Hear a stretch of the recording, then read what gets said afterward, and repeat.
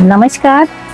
इन दिनों मैं काफ़ी लोगों से सुन रही हूँ कि अब तो सोने से हमें दूरी बनानी पड़ेगी क्योंकि सोना आसमान छू रहा है। घबराइए मत, रीजनेबल आपके लिए तैयार है। आज मैं फिर से आपके लिए एक बहुत ही सुंदर सा और डेलिकेटेड सेट लेकर आई हूँ जिसमें सरोस्की का काम भी है और रूबी कुंदन का वर्क भी है, पर्ल का काम भी है और एमेरल्ड ग्रीन का इसके बीच में स्टोन भी है। ये आपको झलक देगा गोल्ड की और डायमंड की, दोनों का इसमें मिक्सअप है। बहुत ही सुंदर इसके इयररिंग भी हैं।